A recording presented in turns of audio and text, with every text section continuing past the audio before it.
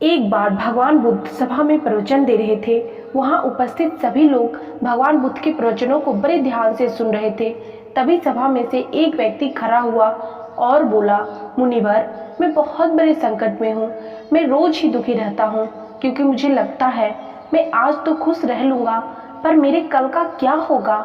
ये कल की टेंशन मुझे आज भी खुश नहीं रहने देती। इसका क्या कोई उपाय है मुनिवर?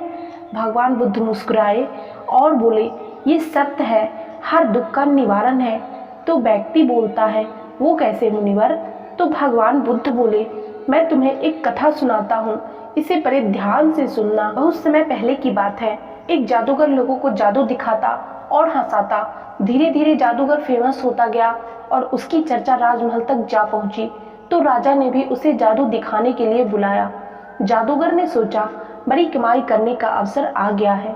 जादूगर मन ही मन सोच रहा था कि वो राजा को सबसे अच्छा जादू दिखाएगा और सबसे अच्छा इनाम जीत लेगा।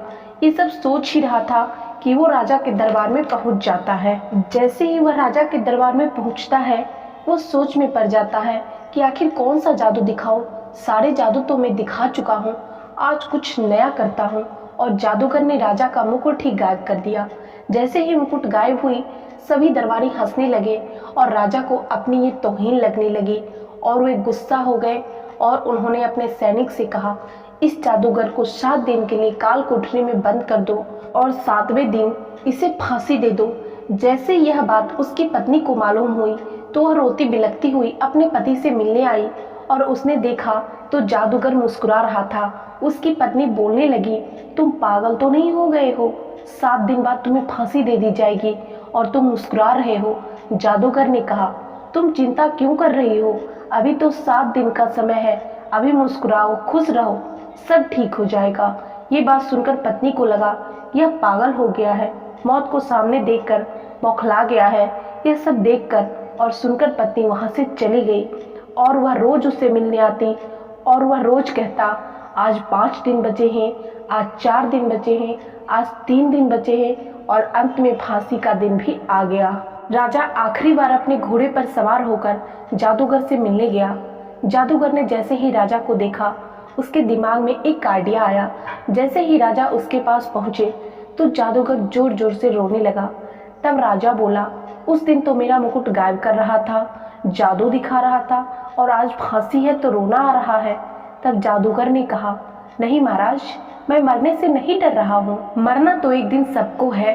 मुझे अफसोस तो बस इस बात का है कि मैं बरसों से एक कला सीख रहा था। उस कला में मैं घोड़े को उड़ाना सीख रहा था और वो काम सिर्फ 2 साल में पूरा होने वाला था। अब वो कला मेरे साथ ही चला जाएगा। तब जादूगर की बात सुन राजा के मन में आया कि जादूगर उड़ने वाला घोड़ा तैयार कर रहा है। अगर वो घोड़ा मेरे पास आ गया तो मैं बड़े से बड़ा युद्ध आसानी से जीत जाऊंगा। ये सब सोचकर राजा ने जादूगर से कहा कि एक घोड़ा अगर तुम मुझे दे दो तो मैं तुम्हें फांसी नहीं दूंगा। अगर ये काम तुम 2 साल में कर सकते हो तो करो, 2 साल के लिए मैं तुम्हें रिहा करता हूँ।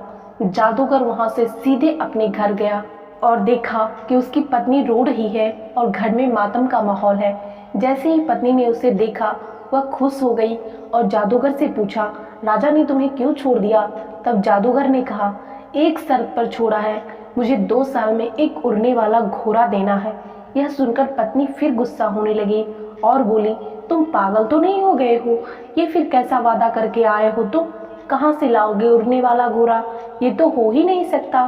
तो जादूगर ने कहा, ये तो मैं भी जानता हूँ, ये नहीं हो सकता, पर मेरे पास 2 साल का जो समय मिला है उसे हम खुशी से जी सकते हैं। समय निकलता गया और 1 साल बाद राजा की मृत्यु हो गई और जादूगर फ्री हो गया। महात्मा बुद्ध ने अपनी कहानी को खत्म किया और कहा, हर चीज का निवारण हो सकता है। अगर शांति और स्वभाव से काम लिया जाए तो हर समस्या का समाधान जरूर मिलेगा। दोस्तों, आज की ये कहानी हमें सिखाती है हमें आज में खुश रहना चाहिए। लोग कल की चिंता में व्यर्थ ही अपना समय बर्बाद करते हैं और जिस कल को हमने देखा ही नहीं उसकी क्या टेंशन लेना, जो होगा वो अच्छा ही होगा। दोस्तों, इसलिए आज को खुलकर जियो। अगर हमारे पास कुछ है तो वो आज है। महात्मा बुद्ध की ये कहानी आपको कैसी लगी? कमेंट करके जरूर बताइएगा और वीडियो को लाइक करके चैनल को सब्सक्राइब जरूर कर लीजिएगा, ताकि हमारे चैनल पे आने वाले अगले सभी वीडियो का नोटिफिकेशन आप लोगों को मिलता रहे। आज के वीडियो में इतना ही, मिलते हैं नेक्स्ट वीडियो में, तब तक के लिए धन्यवाद।